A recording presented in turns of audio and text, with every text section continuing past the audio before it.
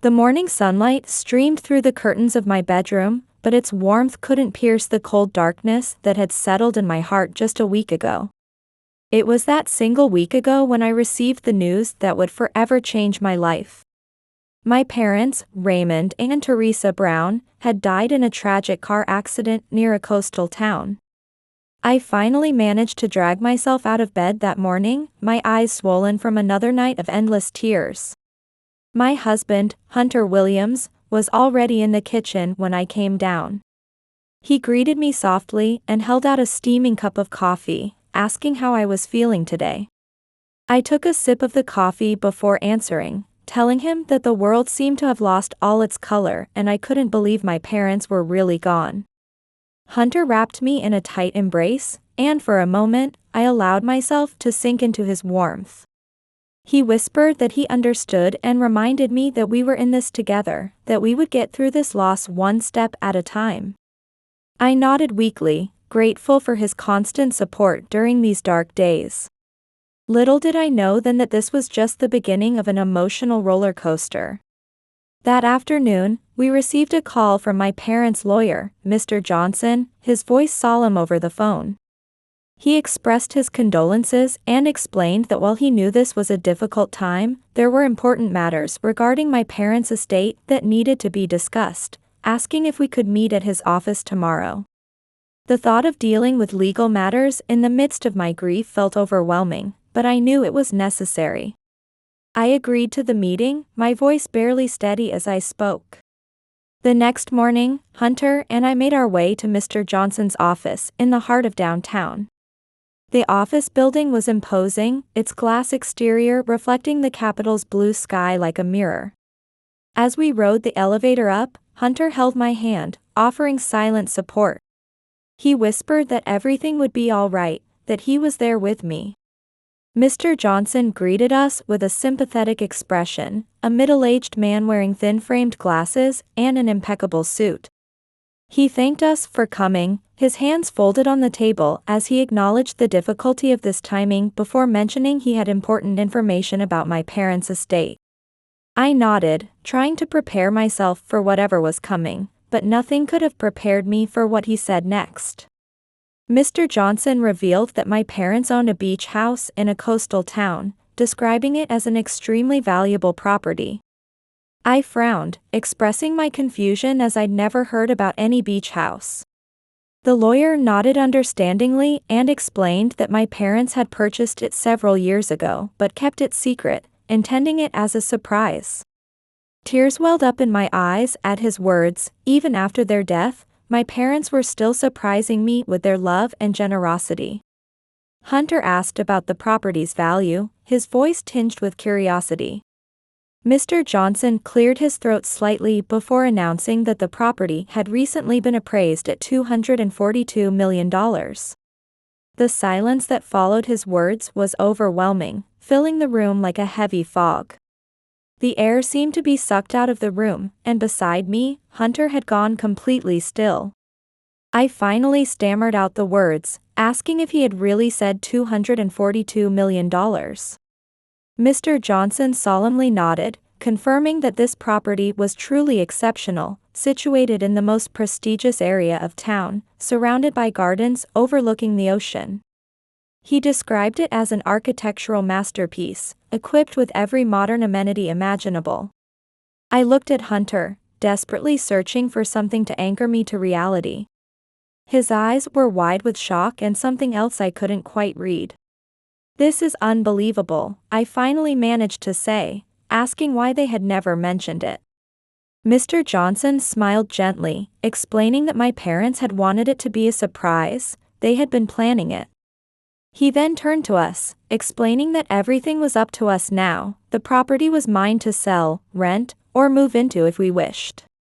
In that moment, the idea of moving to this dream house by the sea pierced through my darkness like a ray of light. Suddenly, I saw an opportunity for a new beginning, a chance to step away from these painful memories. I turned to Hunter and suggested we move, thinking perhaps this was exactly what we needed. I saw a spark of excitement light up his eyes as he asked if I was serious, warning me it would be a big change. I nodded with determination, saying I was certain and that this must be what my parents had wanted for us, a fresh start. Mr. Johnson smiled and told us if that was our decision, he could start the necessary paperwork immediately, adding that the property was ready for immediate occupancy. The following weeks were a whirlwind of activity. We organized our life in the city, said goodbye to friends and family, and arranged for work transfers. Fortunately, both Hunter and I could work remotely. As moving day approached, I felt a mixture of excitement and anxiety building inside me. Finally, the day arrived, and we loaded the last of our belongings into the car and set out for the coastal town. The 5-hour journey seemed endless, each mile bringing us closer to our new life. When we finally reached the address Mr. Johnson had provided, I gasped. The house was beyond anything I had imagined. A majestic Mediterranean-style building stood before us, its white walls striking against the deep blue of the sky and sea. Hunter whispered beside me in awe, saying it was absolutely incredible. We got out of the car and walked toward the entrance. With trembling hands, I inserted the key into the lock and opened the door. The interior was like stepping into a dream.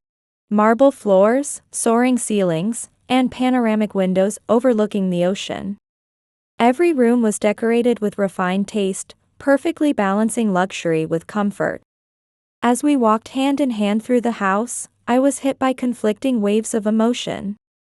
Joy for this incredible gift, sadness that my parents couldn't share in this experience, and a new determination to honor their memory by living a full life in this magnificent place. That evening, Hunter and I sat on the terrace, watching the sun set over the ocean. The sky was painted in oranges and pinks, while the salt-scented breeze caressed our faces. Hunter intertwined his fingers with mine and asked how I was feeling. I took a deep breath before answering, telling him it felt surreal. That I felt incredibly blessed and grateful, yet somehow guilty, wondering if we deserved something this magnificent. Hunter pulled me close and gently kissed my forehead, saying this was what my parents had wanted for us, and the best way to honor them was to live fully and find happiness here. I nodded, comforted by his words, but admitted that everything had changed so quickly. Just a month ago, we'd been living our normal life in the city, and now. Hunter finished my thought, saying we were starting a new chapter, together. That night, lying in our luxurious new bed, staring up at the intricately decorated ceiling, I felt a mix of excitement and anxiety. This house, this fresh start was a precious gift, but something inside me whispered a warning. That big changes often brought unexpected challenges. I had no idea then how prophetic that thought would be. The peace and quiet of our first days in the coastal town would soon be interrupted in the most unexpected and unsettling way. As I drifted off to sleep that night, lulled by the distant sound of waves, I couldn't have known that this newly found paradise would become a battleground, testing not just our marriage, but my own strength and resolve. My parents' unexpected inheritance had led us into a world of luxury and possibility, but it had also opened a Pandora's box of threats. Yet in that moment, I felt only gratitude and hope. Gratitude for my parents' final gift, and hope for the bright future Hunter and I would build in this dream house. Our first week in the new coastal home passed like a dream. Hunter and I explored every corner of the house, marveling at the luxurious details and spectacular ocean views. Waking up each morning to the gentle sound of waves and the salty sea breeze made it feel like we'd finally found our paradise. But fate had other plans for us. On Sunday morning, exactly 1 week after our arrival, I was jolted awake by a thunderous noise from the front door. I sat bolt upright in bed, my heart pounding. I called out for Hunter, but he was no longer beside me. Confused and anxious, I threw on my bathrobe and rushed out of the room. When I reached the bottom of the stairs, I froze at the sight before me. The front door was wide open, and people were streaming in with suitcases and bags as if they owned the place. Leading this unexpected invasion was a familiar figure. Ellen, my mother-in-law. He explained that I knew what his mother was like. Once she decided on something, there was no stopping her, adding that it would only be for a short while and they'd get bored and leave soon enough. Though I wanted to scream and throw them all out, I held back. Instead, I took a deep breath and told him I understood, but this couldn't go on for long, and we needed to discuss it later. The next few days were complete chaos. The peace and quiet we had enjoyed vanished entirely. Our once luxurious sanctuary had turned into a noisy, chaotic campground. Children ran through the halls screaming and laughing while adults commandeered the pool and private spaces. Loud music and barbecue smells filled the house, with empty wine bottles and dirty dishes appearing everywhere. I tried to keep the house in order, but it was a losing battle. Each time I finished cleaning one room, new chaos erupted in another. Meanwhile, Ellen elegantly presided over the chaos with a champagne glass in hand and a condescending smile. Every time she saw me cleaning, she'd tell me not to feel so stressed, to relax and enjoy myself since this was a vacation. But for me, this wasn't a vacation. It was a nightmare. One afternoon, while trying to work on my laptop in the study, the only room that had escaped invasion, I overheard a chilling conversation. I heard Hunter's sister Alexa commenting on how wonderful the house was, saying she couldn't believe how lucky I was and imagining living here year-round. Ellen's voice responded, saying no one could know what might happen, that things change, and soon the house might have new owners. I froze, wondering what those words meant. Before I could hear more, their voices faded into the house's general chaos. That night, when Hunter and I finally retreated to our bedroom, the only space we still had to ourselves, I exploded. I told him I couldn't take it anymore, my voice shaking with uncontrollable irritation. 2 weeks had passed, and they showed no signs of leaving, reminding him this was our house, not a hotel for the entire family. Hunter sighed and avoided my eyes, saying he understood and promising to talk to his mother tomorrow. But nothing changed the next day, or the day after that. Every time I asked Hunter if he'd spoken to his mother, he'd make excuses. He was busy, the timing wasn't right, tomorrow would be better. Meanwhile, the situation kept getting worse. Small changes started appearing around the house. The paintings I had carefully chosen disappeared, replaced by Hunter's family photos. My books were cleared from the shelves, replaced by Ellen's collection of kitschy souvenirs and porcelain figurines. One morning, I walked into the kitchen to find Ellen giving instructions to an unfamiliar woman. When I asked who she was, Ellen answered with a smile that didn't reach her eyes, introducing her as Erin, our new housekeeper, saying she thought we needed help since I seemed overwhelmed lately. Anger boiled inside me. I confronted Ellen, telling her it was unacceptable to hire staff without consulting us, reminding her that this was our house. Ellen's smile turned cold as she patronizingly told me we were family, that families help each other, and that I clearly couldn't manage such a large house alone. I was about to scream when Hunter walked into the kitchen, asking what was going on. Before I could speak, Ellen smoothly answered that it was nothing, just introducing me to our new housekeeper, adding how wonderful it would be for me to have help and be able to relax. I felt something break inside me as I watched Hunter accept his mother's explanation without question. Where was the man I had married, the one who had always been on my side? That night, lying sleepless in our bedroom, I could hear laughter and conversation floating up from downstairs. Hunter's family was having another all-night party, acting as if they owned the place. I looked at Hunter sleeping peacefully beside me and felt something close to jealousy. How could he sleep so soundly while our life was falling apart? In that moment, I made a decision. If Hunter wouldn't handle this situation, I would have to take control myself. I was done letting them take over my parents' final gift and feeling like a stranger in my own home. I promised myself that tomorrow, things would change. I didn't know how yet, but I was determined to reclaim my life and my home. I closed my eyes, steeling myself for the battle ahead. That night, I couldn't sleep at all.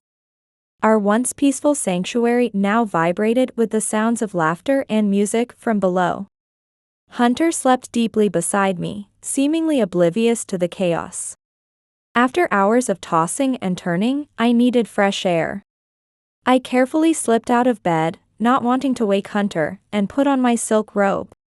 I quietly left the room, making sure my bare feet made no sound on the cold marble floors as I descended the stairs. As I approached the ground floor, the party sounds gradually died down. It seemed most of the family had finally gone to bed.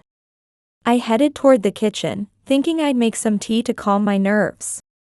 But as I approached, I heard low voices speaking. I stopped, immediately recognizing Hunter's voice. When had he come downstairs? He was supposed to be sound asleep in bed.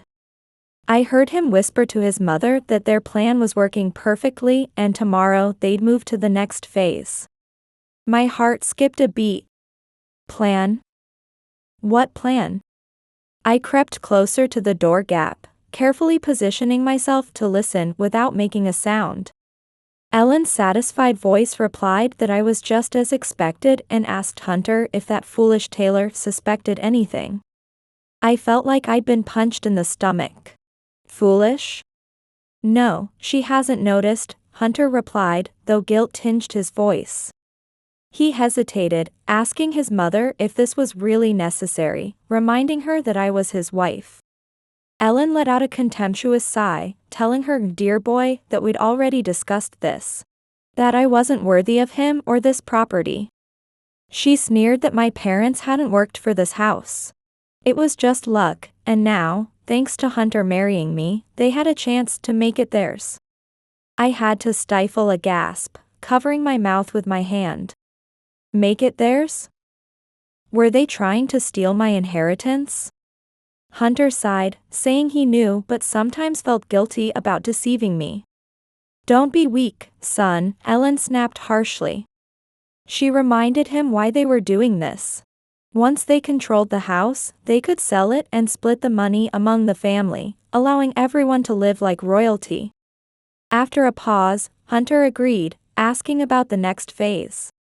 Ellen explained they would increase the pressure tomorrow. She would make my life hell while Hunter continued playing the role of concerned but ineffective husband. They would gradually wear me down until I couldn't take it anymore and left on my own. When Hunter asked what would happen if that didn't work, there was a moment of silence. Ellen's voice turned ice cold as she mentioned having contacts who could arrange an accident if necessary. I felt my world crumbling around me. The man I had loved, whom I'd planned to spend my life with, was conspiring with his mother to betray me. And worse, if their initial plan failed, they were considering harming me. My heart was beating so fast I feared they might hear it. I quietly backed away from the kitchen door and crept up the stairs as silently as I could, my mind swirling with emotions. Back in the bedroom, I sat on the edge of the bed, trying desperately to process what I'd just heard. How had it come to this? How had I not seen this side of the man who slept beside me every night? I looked at Hunter, who had returned to bed without noticing my absence, sleeping peacefully. How could he sleep so soundly after plotting to take everything from me? Tears rolled silently down my cheeks. I felt betrayed, used, and completely alone. For a moment, I considered waking him up and demanding answers, but something held me back. Confronting them now would mean losing my only weapon. The element of surprise. I made my decision, they couldn't know that I knew everything. I needed time to think clearly and plan my next move. If they were going to play dirty, then I would have to fight back. I spent the rest of the night wide awake. My mind kept replaying events from the past few months, searching for signs I might have missed. When had this all started? Had our entire marriage been a lie, an elaborate scheme to get my parents' fortune? By the time morning light began filtering through the curtains, I had reached a decision. I would not be the victim in this story. I absolutely refused to let them take the only thing my parents had left me. I was going to fight, with everything I had. First, I needed an ally. It was clear I couldn't trust anyone in Hunter's family. But maybe my parents' lawyer, Mr. Johnson, would help me. He knew all the legal details about my inheritance. If anyone would help me protect my rights, it would be him. With this thought in mind, I got out of bed. Just then, Hunter began to stir. He looked at me through sleepy eyes, with what I now saw as a calculating, false smile. He whispered good morning, asking if I'd slept well. Desperate to hide the storm inside me, I forced a smile and lied, saying I had. I told him I was going to take a shower. In the bathroom, as hot water poured over me, I prayed it would wash away the feeling of betrayal. At the same time, I began forming a plan. First, contact Mr. Johnson. I needed an excuse to leave the house without arousing suspicion. Shopping might work. When I left the bathroom, Hunter was already gone. I could hear his family's chaos from downstairs. Another day of manipulation and chaos was beginning. I quickly got dressed and headed downstairs, steeling myself to face my enemies. In the kitchen, Ellen was already giving orders as if she owned the place. She greeted me with false sweetness, saying they'd just been talking about me and wanted to redecorate the living room, suggesting that my choice of curtains was too dull. I felt anger boiling inside but managed to keep my composure. With a forced smile, I told her I had plans to go shopping in town today. I didn't miss the flash of displeasure in Ellen's eyes as she suggested I should stay with family instead, adding condescendingly that I should watch my spending. I gritted my teeth and swallowed my anger. How dare she lecture me about spending while they occupied my house living off my inheritance? With all the calmness I could muster, I thanked her for her concern but assured her I could manage my own finances and would be back for dinner. Before she could say more, I left the kitchen and headed for the garage. During the drive downtown, my mind kept racing. How had it come to this? Why hadn't I seen through these people sooner? I parked in front of Mr. Johnson's office and took several deep breaths. I needed to stay calm and explain the situation clearly. I needed his help. Mr. Johnson greeted me with a warm smile, but his expression turned concerned when he saw my distress. He asked if I was all right, and I collapsed into the chair in front of his desk. I told him no, I wasn't all right, I desperately needed his help. For the next hour, I told him everything, the family's invasion of the house, the conversation I'd overheard, and the hidden threats. Mr. Johnson listened without interruption, his expression growing grave. When I finished, he quietly told me this was an extremely serious situation. A conspiracy to steal my inheritance and possibly a threat to my safety. I felt immense relief at his words. For the first time since discovering the betrayal, I didn't feel completely alone. When I desperately asked what to do, he leaned forward with determined eyes. He explained we needed to legally protect my assets first, noting how fortunately my parents had been wise enough to set up trusts, but we needed additional protective measures. We spent the next few hours discussing legal strategies, safety measures, and next steps. By the time I left his office, I finally saw a glimmer of hope. Back at my car, I checked the time and my stomach churned at the thought of returning to the house full of traitors for dinner.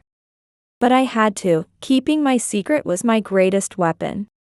On the drive back to what I'd once thought was my dream house, a new determination took hold of me. I was no longer the naive Taylor who had moved in weeks ago. I was a woman ready to fight tooth and nail to protect what was mine. Hunter, Ellen, and their greedy family had no idea what was coming. They thought I was some foolish puppet they could manipulate. They would soon learn how wrong they were. I pulled into the garage with a knowing smile. The battle was about to begin, and I was ready to win. The next morning dawned with a deceptive peacefulness. I woke before Hunter, as had become my habit since discovering his betrayal. I watched him sleep for a while, trying to reconcile his innocent sleeping face with the conspirator I'd heard last night. How could he look so pure? I quietly slipped out of bed and prepared for the day. Today we would begin implementing the plan Mr. Johnson and I had devised. I needed to be careful, cunning, and above all, calm. I went down to the kitchen, hoping it would be empty this early. To my surprise, Ellen was already there, giving instructions to the new housekeeper. She greeted me with her usual false sweetness, commenting on how nice it was to see me up early and mentioning her plans to redecorate, saying the living room paintings were too ordinary. I felt anger rising but suppressed it, maintaining my composure. I forced a smile and thanked her for the suggestion, but told her I had plans today. Ellen's brows furrowed as she asked what plans could be more important than spending time with family.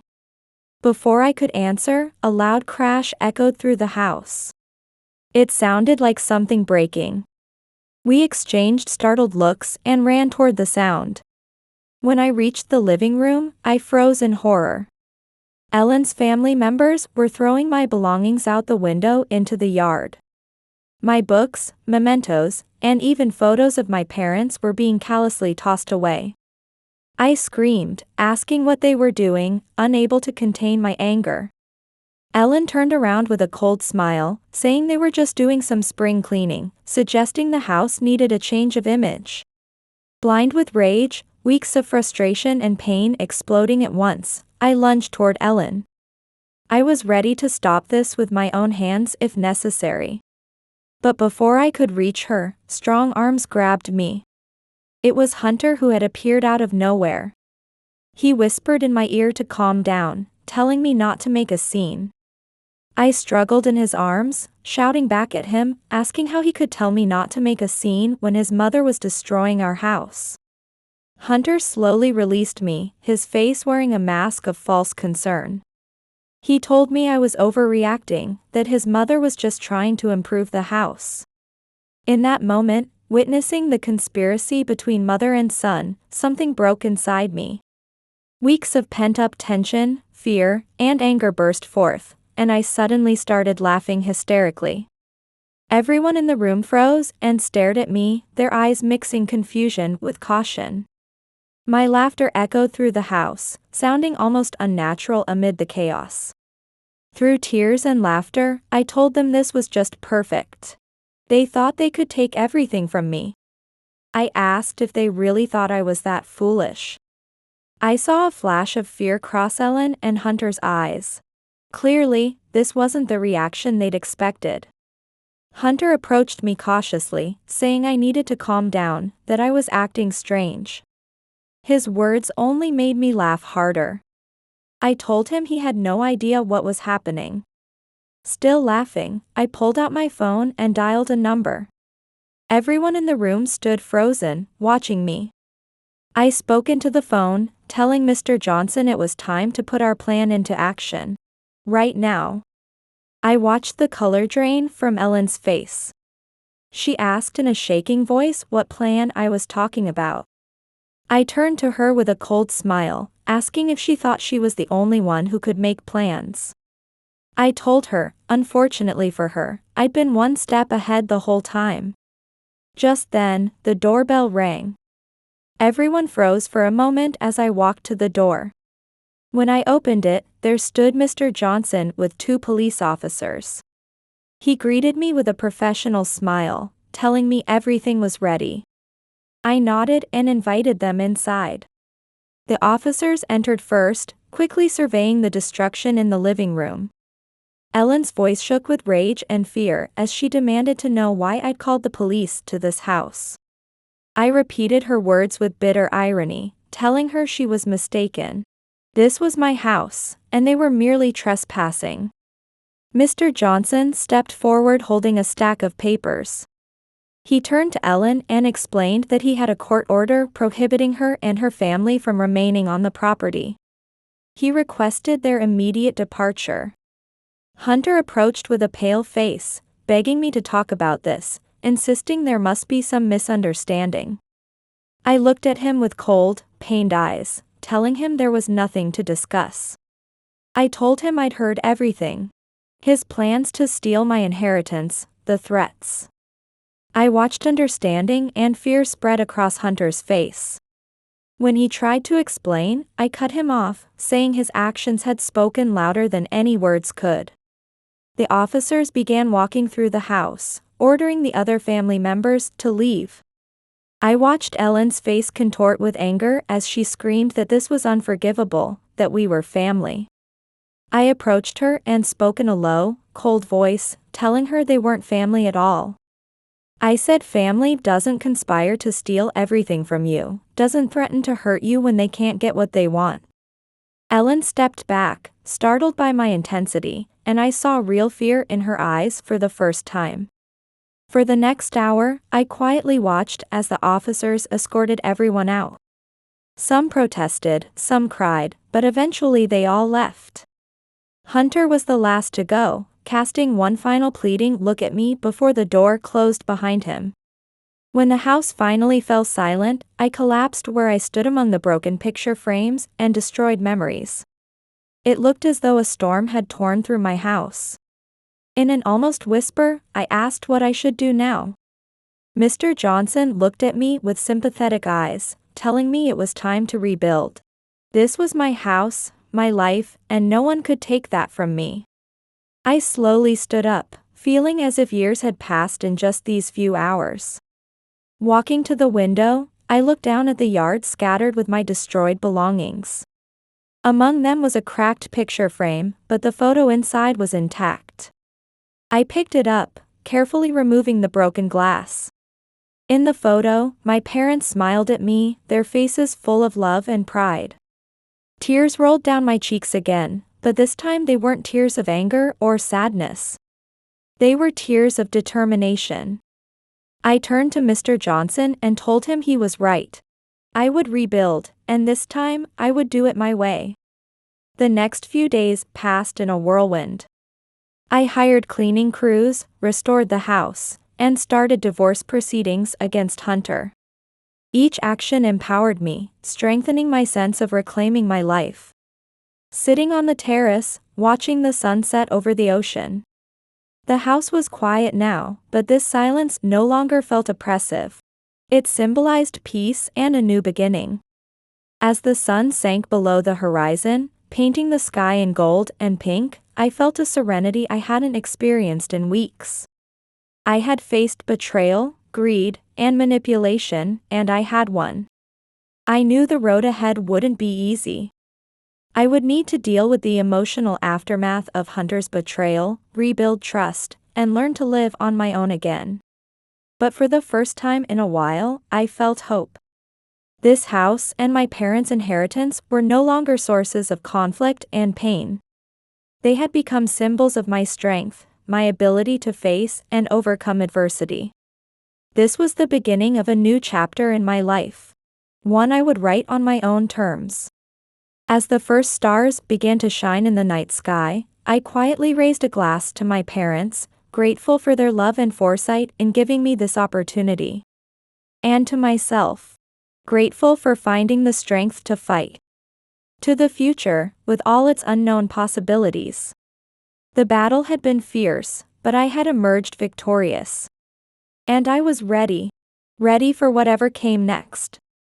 The morning after the confrontation, a strange stillness hung over the house. The silence was a stark contrast to the chaos of the past few weeks, almost tangible in its completeness. I woke up early as usual and went to the kitchen to make coffee. As I waited for the coffee maker to brew, I stared out the window at the yard. The evidence of destruction caused by Ellen and her family was still there. Scattered books, broken picture frames, damaged memories. I sighed deeply, steeling myself for the long day ahead. Just as I was about to sit down with my coffee, I heard a noise at the front door. My heart jumped, fearing Hunter or Ellen had returned to cause more trouble. I cautiously approached the door, ready to call the police if necessary. When I opened it, Ellen stood there, but not the authoritative, manipulative Ellen from before. She had dark circles under her eyes, disheveled hair, and looked exhausted. She spoke in a trembling voice, saying she wanted to talk. For a moment, I considered shutting the door in her face. After everything she'd done, what right did she have to ask for a conversation? But something in her expression made me pause. Her eyes held a desperation I'd never seen before. I coldly told her she had 5 minutes and let her in. She entered and saw the aftermath of the destruction she'd caused yesterday. She started to say something, then closed her mouth and silently followed me. In the kitchen, we sat at the table and I commanded her to speak. Ellen took a deep breath before starting. She admitted she knew she shouldn't be forgiven, that what they'd done, what she'd done, was unforgivable. But she wanted me to know the truth. I raised my eyebrows and looked at her skeptically, asking why the truth mattered now. She begged me to listen, saying if I wanted her never to return afterward, that would be fine. I gave a short nod for her to continue. In a whisper, she confessed that stealing my inheritance had been her idea. She said Hunter hadn't wanted to participate at first, but she had pushed and manipulated him. She closed her eyes, seeming finally crushed by the weight of her actions. She revealed they were on the brink of bankruptcy. Their family business had been struggling for years, she explained, and they'd been keeping up appearances. But they were really about to go under. I stared at her, processing this new information. I asked if she thought stealing my inheritance was the solution. I could see the tears rolling down Ellen's face as she spoke. I know I was wrong, she said, her voice shaky. I was desperate. I thought if I could get this property, I could sell it and save my family from ruin. But in the process, I became a monster. We sat there in silence for a while. I tried to absorb what she was telling me, but it was hard to process. Ellen seemed to be drowning in her own misery, her body slumped, her eyes hollow. Finally, I broke the silence. So where is Hunter in all this? Ellen looked up at me, her swollen eyes staring at me. Hunter is crushed, she whispered. He knows what he did. He knows he betrayed you. He wanted to come himself, but I thought it would be better if I spoke first. Just hearing his name made a wave of pain surge through my chest. I'd known everything, and yet, there was still a part of me that loved him. Why are you telling me this now, Ellen? Because I can't bear this guilt anymore, she replied, her voice barely audible. And because I thought you had a right to know the truth. I know it doesn't change anything, but I am truly sorry, Taylor. I really am. I stood up from the table, needing space, needing distance. I walked over to the window and looked out at the ocean, trying to sort through the storm of emotions swirling inside me. Ellen, I finally said, not turning to face her. I appreciate you coming here to tell me the truth. But it doesn't change what you and Hunter did. The fact that you conspired to steal from me made me feel like a stranger in my own home, destroyed my memories. None of that changes. That's right, Ellen sobbed, cutting me off. If you can't forgive us, I understand. I just wanted you to know the truth. I looked back at her, meeting her eyes with cold resolve. So what do you want from me? Do you want me to save your family from ruin? Ellen shook her head. No, Taylor. I don't expect anything. You've suffered enough because of us. I just wanted to be honest, just once. We sat there in silence for what felt like forever. Finally, I made my decision. Ellen, it's time for you to go. I need time to process all of this. I can't promise anything, but maybe we'll talk again someday. Ellen slowly stood, nodding. I understand. Thank you for listening, Taylor. And I'm truly sorry. I silently walked her to the door, not saying a word. Just before she left, she turned back to me, her voice soft. "Taylor, please, talk to Hunter. He really loves you." That was all she said before she left. I was once again left alone, trapped in a whirlwind of confusion. The next few days were a blur of emotions and difficult decisions. I spent hours with Mr. Johnson, discussing the legal implications of everything that had happened. I also dug deep into Hunter's family's financial situation, making sure that Ellen's story checked out. A week after Ellen's visit, I made my decision and called Hunter over to the house. When he showed up, I was taken aback by his appearance. Like Ellen, he seemed to have aged years in just a few days. His eyes, which used to shine with life and energy, were now dull and sunken, dark circles under them. "Taylor," he said as soon as he saw me, his voice thick with emotion. "I don't even know where to begin." "Sit down, Hunter," I said, motioning to the sofa. "We have a lot to talk about." For the next few hours, Hunter shared his side of the story. He backed up Ellen's account of their financial struggles. He spoke of being torn between his loyalty to his mother and his love for me. "I know it doesn't excuse anything," he said, tears rolling down his face. "But what I did was unforgivable. I betrayed you in the worst possible way. But everything we shared, every moment we spent, every 'I love you' I told you, that was real. I love you, Taylor. And if you can't forgive me, I understand. But I want to spend the rest of my life making up for it, if you'll give me that chance." I sat in silence, staring at him. Inside, I was torn between the love I still felt for him and the pain of his betrayal. Finally, I spoke. "Hunter, what you did, what all of you did, hurt me deeply. I trusted you. I trusted your family. And you all used that trust to try and take everything from me." Hunter lowered his head, unable to meet my gaze. I kept my eyes on him as he avoided mine. "But I also understand the desperation that drives people to do terrible things," I continued. "And, despite everything, there's still a part of me that loves you." Hunter looked up at me, his face a mixture of surprise and hope. "I can't promise things will go back to the way they were," I warned him. "Our trust is broken. It will take time to heal, and I'm not even sure it can be healed. But I'm willing to try." "I'll do anything," Hunter replied immediately. "Taylor, I'll do anything." I took a deep breath before continuing. "I want to help your family. Instead of just giving money, I want to invest in the family business, help rebuild, and help you avoid bankruptcy." Hunter stared at me, his mouth hanging open in disbelief.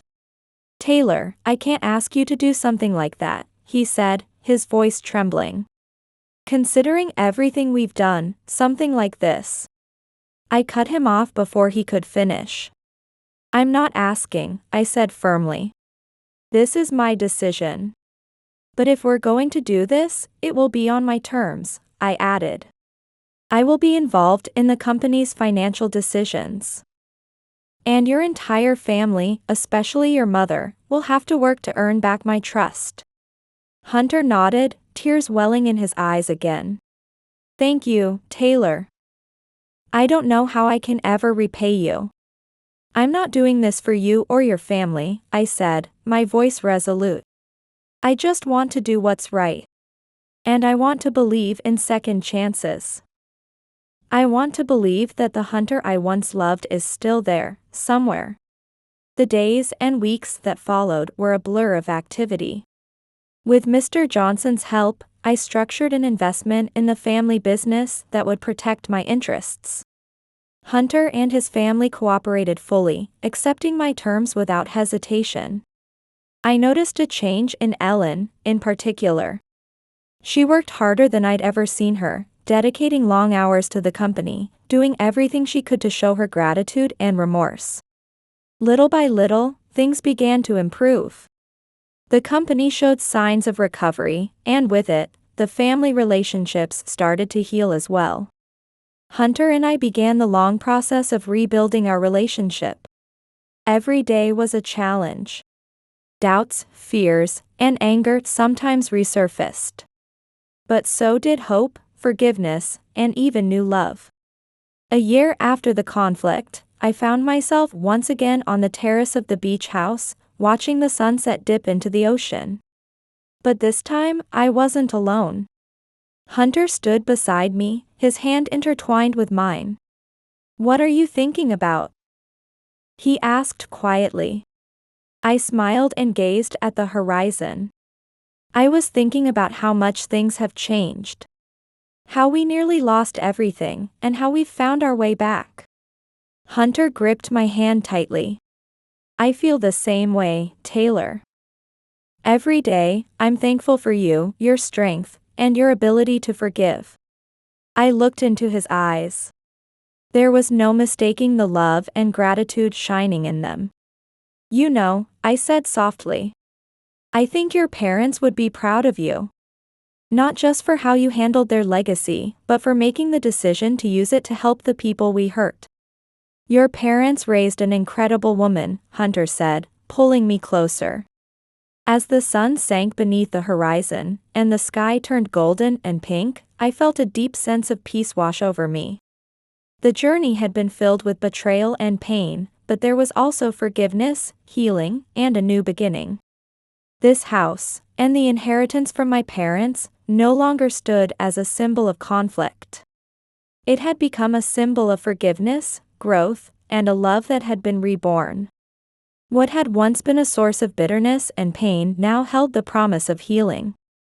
I could feel it in the air, in the way we began to speak to each other, honestly, openly, without the weight of old resentments.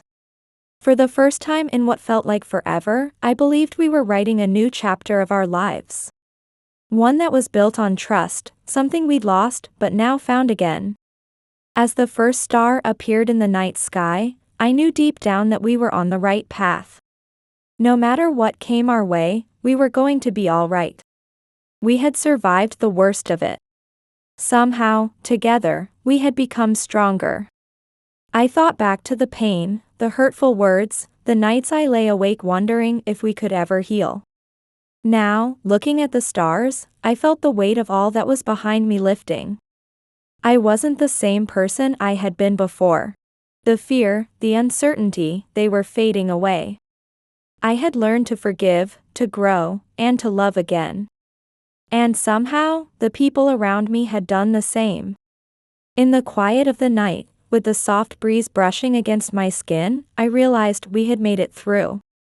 Not unscathed, but stronger, more united. This was the life I had always hoped for, even when it seemed out of reach.